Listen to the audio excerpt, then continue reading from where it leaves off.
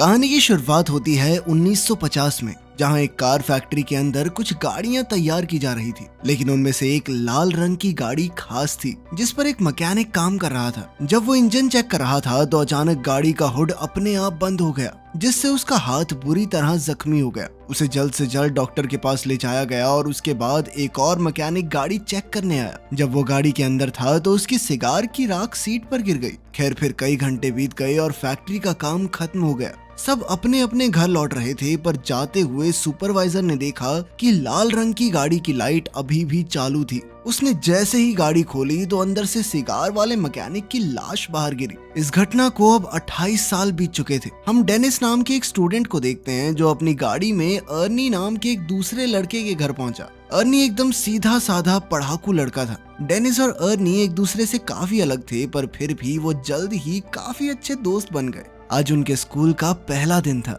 School पहुंचकर उन्होंने अपने लॉकर से नई किताबें निकाली। तभी उनकी नजर ली नाम की एक नई लड़की पर पड़ी, जिसकी खूबसूरती ने स्कूल के सभी लड़कों को दीवाना कर दिया था। बाद में जब डेनिस और अर्नी घर लौट रहे थे तो अर्नी को अचानक एक घर के बाहर एक गाड़ी दिखाई दी, तो उसने डेनिस को तुरंत रुकने को कहा। उन्होंने जब पास जाकर देखा तो वो एक लाल रंग की क्लासिक कार थी। ये वही फैक्ट्री वाली कार थी जिसे हमने कहानी की शुरुआत में देखा था, पर अब इसकी हालत बिल्कुल खटारा हो चुकी थी। लेकिन अर्नी को इससे कोई फर्क नहीं पड़ा और वो उसी पल गाड़ी का दीवाना हो गया। तभी गाड़ी का मालिक जॉर्ज वहां आया और उसने कहा कि इस गाड़ी का नाम क्रिस्टीन है और ये उसके भाई की कार है, जिसकी कुछ हफ्तों पहले ही मौत हो गई। दरअसल जॉर्ज जल्द से जल्द इस गाड़ी से छुटकारा पाना चाहता था, इसीलिए वो इसे सिर्फ $250 में बेचने को तैयार हो गया। डेनिस ने अर्नी को सलाह दी कि इतनी खटारा गाड़ी पे पैसे क्यों लगा रहा है भाई, कोई दूसरी ले लियो। मगर अर्नी ने बिना सोचे समझे उसी वक्त गाड़ी खरीद ली। फिर शाम को जब वो घर लौटा तो उसके माँ बाप ने उसे गाड़ी खरीदने के बारे में बताया, जिस पर उसकी माँ ने उसे बहुत डांटा। लेकिन अर्नी ने उनकी एक नहीं सुनी, क्योंकि उसने ये गाड़ी अपने जमा किए हुए पैसों से खरीदी थी। पर फिर भी उसकी माँ कहने लगी कि ये गाड़ी इस घर में तो नहीं रहेगी। तो अर्नी डेनिस के साथ गाड़ी को लेकर एक गराज में पहुंचा। वहां वो गराज के मालिक विल से मिले, जो एक नंबर का खड़ूस बुड्ढा था, पर फिर भी उसने अर्नी को यहाँ अपनी गाड़ी रखने की इजाजत दे दी। रास्ते में डेनिस ने अर्नी से पूछा कि उसने क्रिस्टीन जैसी घटिया और खटारा गाड़ी क्यों खरीदी। इस पर अर्नी ने कहा कि उसने ये गाड़ी नहीं चुनी, इस गाड़ी ने उसे चुना है। अगले दिन डेनिस लंच के दौरान अर्नी का इंतजार कर रहा था। काफी देर तक जब अर्नी नहीं आया तो वो उसे ढूंढने निकला। तब उसने देखा कि बडी नाम का एक बदमाश लड़का अर्नी को परेशान कर रहा था। डेनिस ने बीच में आने की कोशिश की तो बडी ने लंच जमीन पर फेंक दिया और अर्नी को उस पर गिरा दिया। इससे बेचारे अर्नी का चश्मा गिर गया तो बडी ने उसे अपने पैरों तले कुचलकर तोड़ डाला। इसके बाद बडी अर्नी की हालत पर हंसने लगा, पर तभी डेनिस ने मौका देखकर बडी पर हमला बोल दिया। पर तभी बडी की गैंग ने डेनिस को घेर लिया। खैर, जल्द ही एक टीचर ने वहां आकर लड़ाई रुकवाई। तब अर्नी ने उन्हें बताया कि बडी ने उसे चाकू से धमकाया है। तब टीचर ने उसे अपनी जेब खाली करने को कहा तो उसकी जेब से वही चाकू निकला। आखिरकार टीचर ने बडी और उसके चेलों को ऑफिस में भेज दिया, जिसके बाद बडी को स्कूल से ही निकाल दिया गया। इसी तरह कई हफ्ते बीत गए और अर्नी दिन रात मेहनत करके गाड़ी ठीक करने में जुटा हुआ था। इसके बाद गैराज के मालिक ने अर्नी को गैराज में मदद करने की नौकरी पर ही रख लिया और बदले में अर्नी अपनी गाड़ी के लिए कुछ पुर्जे इकट्ठा कर सकता है। अर्नी ने इसके लिए हाँ कर दी और फिर दिल लगाकर गाड़ी ठीक करने में जुट गया। मगर उसे इस बात का एहसास ही नहीं हुआ कि कब उसे गाड़ी ठीक करते करते क्रिस्टीन से हद से ज्यादा लगाव हो गया। फिर शाम को डेनिस अर्नी से मिलने गया, क्योंकि वो काफी दिन से मिले नहीं थे।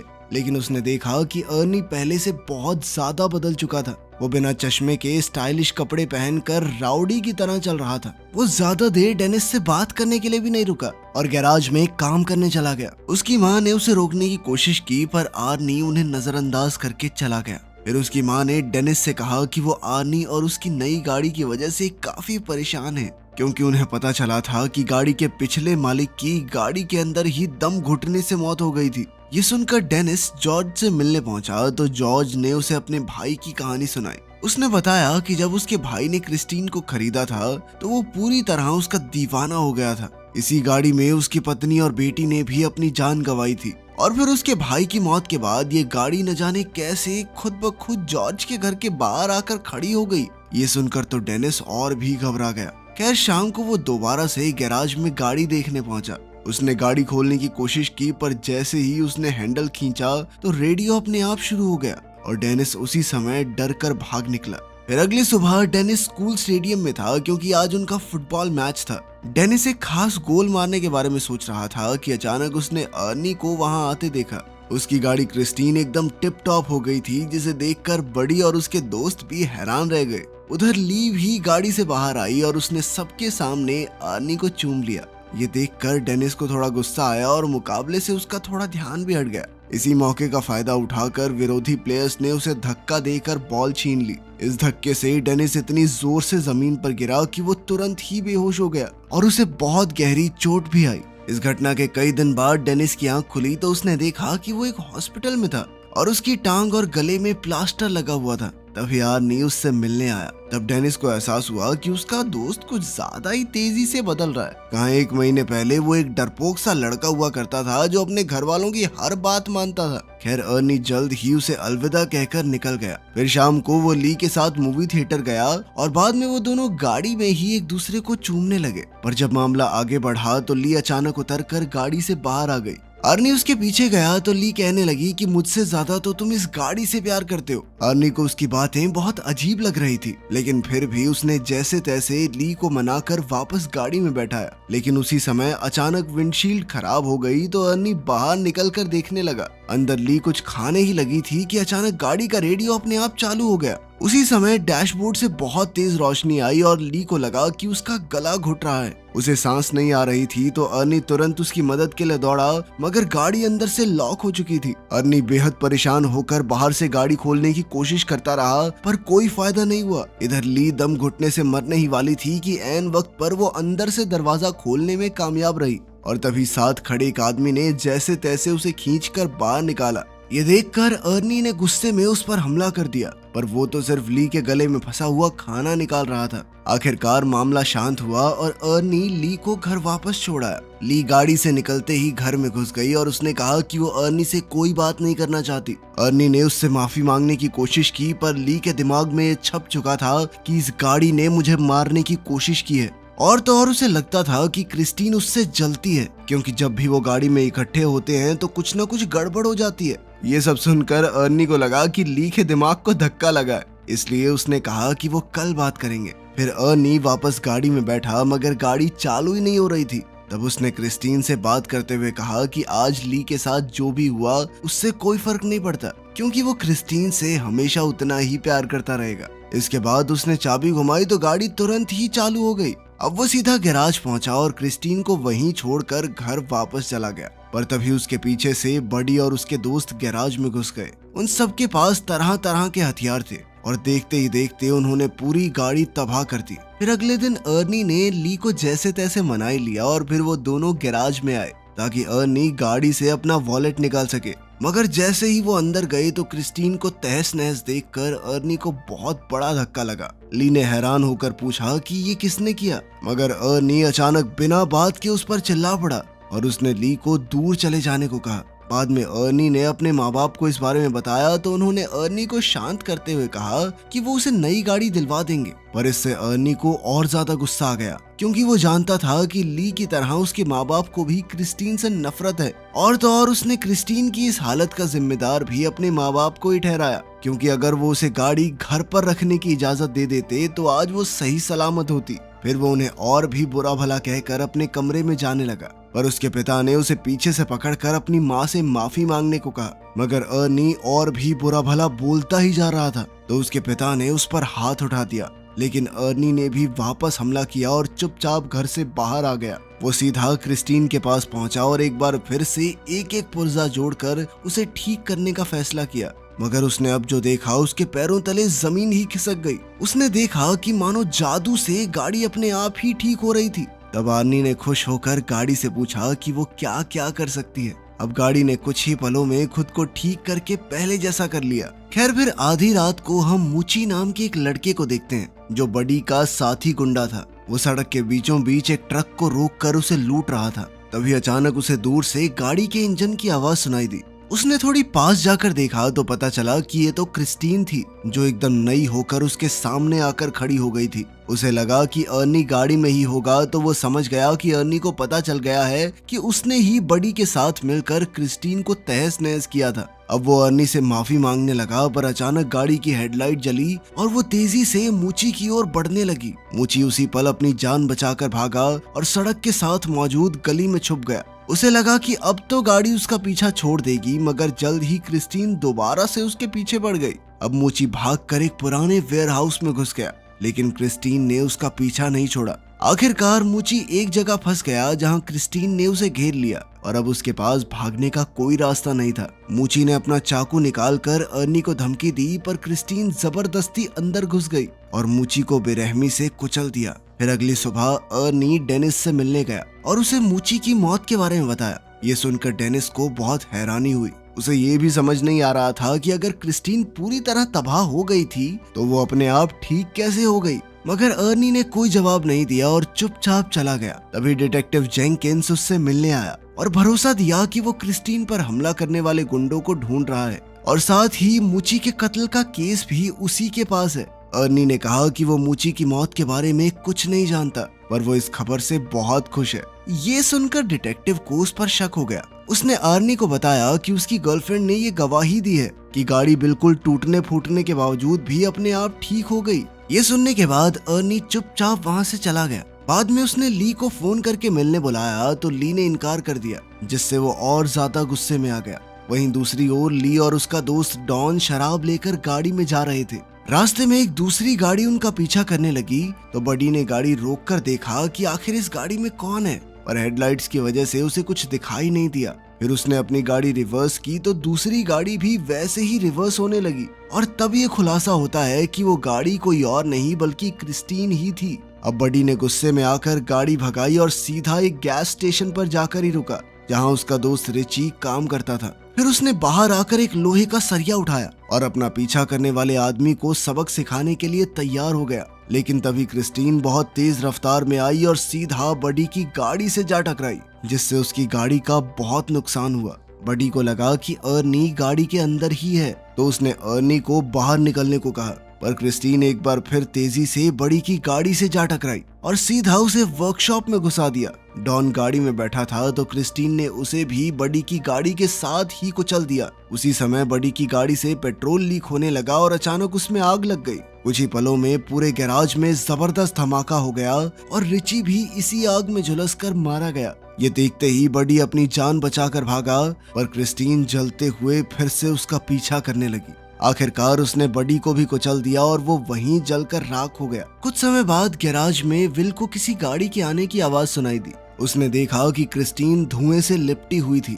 उसे काफी हैरानी हुई, क्योंकि अर्नी तो कोई दूसरी गाड़ी ठीक करने गया हुआ था। अब वो अपनी बंदूक लेकर देखने गया कि क्रिस्टीन के अंदर आखिर बैठा कौन है। उसने दरवाजा खोलने की कोशिश की, पर वो बहुत ज्यादा गर्म थी और इसीलिए उसने कपड़े की मदद से दरवाजा खोला। जब उसने देखा कि गाड़ी तो एकदम खाली थी, तो उसे कुछ भी समझ नहीं आया। फिर वो खुद गाड़ी में बैठ गया, पर अब उसे इस गलती का नुकसान भुगतना होगा, क्योंकि क्रिस्टीन आज कोई गवाह जिंदा नहीं छोड़ने वाली थी। अचानक उसने दरवाजा अंदर से बंद कर दिया और फिर उसने विल की सीट को डैशबोर्ड में घुसाकर बेरहमी से मार डाला। फिर अगली सुबह जब अर्नी गैराज पहुंचा, तो उसने देखा कि वहां कई सारी पुलिस कार्स मौजूद थी। वहां वो डिटेक्टिव जेंकिंस से मिला, तो पता चला कि क्रिस्टीन में गैराज के मालिक विल की लाश मिली है। इस पर अर्नी कहने लगा कि वो नहीं जानता ये सब कैसे हुआ, पर उसका दिल जानता था कि इसके पीछे क्रिस्टीन का ही हाथ है, क्योंकि वो एक बार फिर से चमचमाती हुई अपनी जगह पर खड़ी थी। उधर डेनिस हॉस्पिटल से घर लौटा, तो ली ने उसे फोन करके कहा कि वो उससे मिलना चाहती है। ली ने कहा कि उसे लगता है कि क्रिस्टीन ने अर्नी को अपने वश में कर लिया है और अब वो क्रिस्टीन की दीवानगी में पागल होकर कुछ भी उलझुल हरकतें कर रहा है। डेनिस ने कहा कि उसे यकीन है कि अर्नी खुद से कोई गलत काम नहीं कर सकता,